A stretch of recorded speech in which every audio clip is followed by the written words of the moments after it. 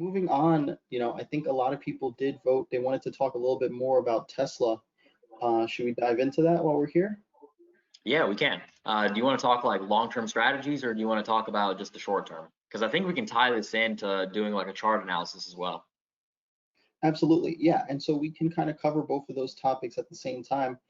Right now, Tesla's exiting this long-term pennant, and we have some important news that just came out specifically into the delivery numbers today. Yeah. And now we have the next earnings is going to be coming up that last week of October as well. So Yep. what we're looking at really is from now until then, where exactly can Tesla hold, and how far can we expect it to travel in this range? Yeah.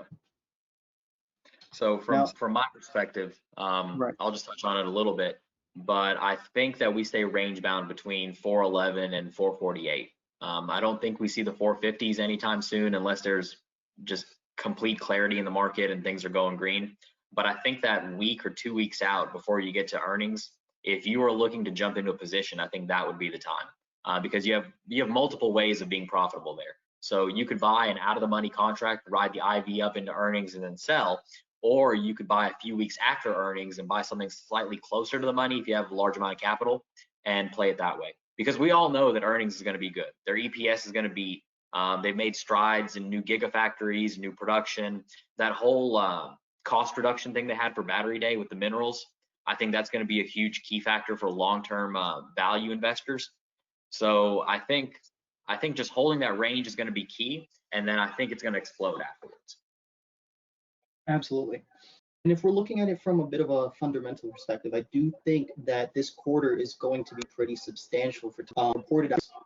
I think the estimate right now for numbers out of China is going to be less than what we're actually seeing. They recently lowered the price on Model 3s. Yep. We're seeing reports coming in specifically that the China numbers are overwhelming, that they're back into high production. Yeah. All of these things are going to be very favorable to those numbers they report for this quarter. I think as a sector individually, the performance of Tesla in China is going to be pretty important to any type of longer term outcome. We're trying to see the type of performance we had here in the States duplicated overseas. I mean, so if you look at the overall EV market with like NIO, and then now you have Hyliion Motors as well, Nikola's out of the picture. I think that entire market is set to explode based on the technology that Tesla's going to bring to the table with how they design their batteries. So if they can provide in their earnings statement that, hey, we're able to lower our operating expenses and we're able to reduce the price of these cars and sell a higher volume, you're going to see a jump all around, I think. Because usually there's a lot of sympathy plays if you're playing Tesla ER, right? You can play Nikola. Usually they get a bounce and they run together. So there's a lot of ways to make Tesla long-term profitable. What do you think about a leap strategy versus buying long-term shares on Tesla? It really depends what you're trying to play on what time frame. Yeah. And also, I think, especially with how Tesla's been performing recently, we're going to see that some of these leaps are going to be very favorable, depending on your capital requirements, because Tesla IV specifically is going to expand tremendously over time. That's just one of the things that happens as we see this type of volatility, as we see Tesla. I've seen a lot of news recently where a lot of people are saying Tesla's not going to retouch that 500, mark for a while. And I don't think that's true at all. Right? I don't think so either. Take on these crazy runs.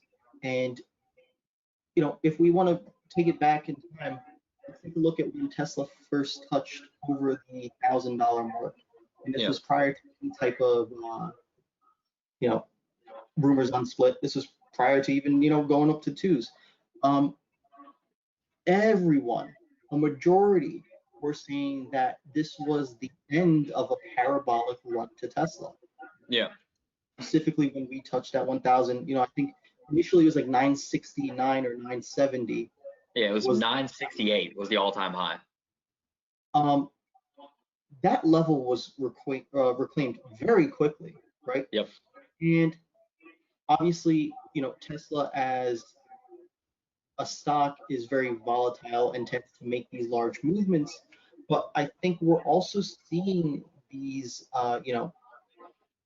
kind of longer term sentiments come to fruition, right? We're trying to see, these estimates of Tesla's, total volume, these possibilities where we can be breaking 500K, a million cars in the very near future as they Yeah. expand their capacity.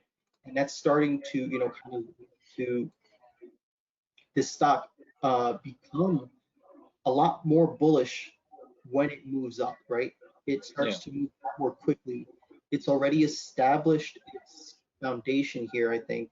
And so even though we can see a pullback to, maybe the 380 in the worst case scenario, that's going to get bought right back. Oh yeah, absolutely. I mean, if you have an opportunity to buy Tesla at 370, 380 range and go long, at that point you can even go shares or leaps, and both of those are going to be profitable. You could go fractional shares or invest some out of your 401k or stash account. And I mean, Yeah. once Tesla makes the next leg up for the parabolic move, I think you're going to have a massive return. I was just talking the other day about how, a couple of weeks ago, earlier in the month, September, when Yeah. we had that dip, right, and we had a very large sell-off where Tesla ended up touching 330s. I don't think we're going to see that level for a while again. No, I don't think it's likely either. This is kind of off topic, but it ties into Tesla. One of my buddies a while back, before Tesla had to jump to like the 960 and the 1,000 range, I think on his stash account, he kept investing in like EV technology. And then one day he calls me and he goes, "Bro, why am I up like $850 on my stash account?" And I was like, "Are you invested in Tesla?" And he goes, "Yeah." And I was like, "Well, they just had that parabolic run." Um, Uh, and there's a lot of policies like in place, like the big ones out of California, right, where they're trying to get rid of all the internal combustion engines by 2035 for new manufacturers. right. So if you're looking to go long and you're looking to buy those leaps, those types of policies I think are going to become more common, right, where they're going to want certain people to just go full EV, save the environment, climate change, all that stuff. If Tesla can lower that price point, drop that $25,000 car, I mean, that suddenly becomes a luxury vehicle affordable for the everyday person, you know? And people are going to Right. be That's the incentivized to machine that buy they're EVs. Go right. ahead. Is that Tesla's trying to expand, their offerings. Pretty soon they're going to have the Cybertruck. Pretty soon they're going to have an even cheaper EV than the Model 3. Yeah. Really to maximize on their market takeover here, and allow them to continue expanding into sectors to the point where they're a one-stop shop and there's no reason not to buy one, right? Yeah. And I think as we see this, kind of play out on a long-term scale, there's a lot of things in the works right now that are going to lead to, tremendous leaps in Tesla's ability to deliver. Yeah. Going back to the battery tech, going back to, those gigafactories overseas, going back to just Tesla's numbers and expectations for this year, as we Yeah. kind of zoom out and see the bigger picture beyond this quarter, really we're in a good position for Tesla. Oh yeah. So think about it like in 2018 when Tesla was trading at like 220 range or like 175, right? So the big thing that kept like hampering their expectations was, well, Tesla has supply chain issues and they have a lot of back orders because they can't mass produce things yet. And there were all these challenges. And every time Tesla's been able to overcome each one of those, they fixed the supply chain issues. They opened up more gigafactories. They're able to hit their production targets. They reduced their operating expenses by moving to China and then having the deal and the funding through the Chinese government as well. So every time there's any sort of hurdle as far as advancements go, Tesla's been able to just blow right through it. So Right. if you're going long on Tesla and you see the price point of 380, 390, I think you jump in. I think long term it's one of the safer plays, especially if they can deliver on what they're saying, and I have no doubt that they can. Right, and that's one of those things that where a lot of people might be confused when it comes to entries into any type of leaps. Is if we're looking at a technical pattern, obviously we're understanding any potential risk of downside for Tesla breaking out to the bottom side of this pennant, right? And Yeah. it's not something that we're, expecting or looking forward to, but it is a possibility just according to the chart. Regardless, when we're looking at leaps, maybe you'll get a better entry at the bottom of the chart pennant. But regardless, all of the news that is coming out is still very bullish in nature. This is still good. A lot of people are maybe confusing the sell-off that occurred today Yeah. with the delivery numbers in, a perspective that, oh, these numbers weren't that great, or maybe, these numbers were what triggered the sell-off. Yeah. And, while Tesla didn't over deliver, they didn't beat this, there wasn't, a surprise beat, you Yeah. under deliver either, right? No. If we look a couple of weeks ago, the consensus was about 120K deliveries. Yeah.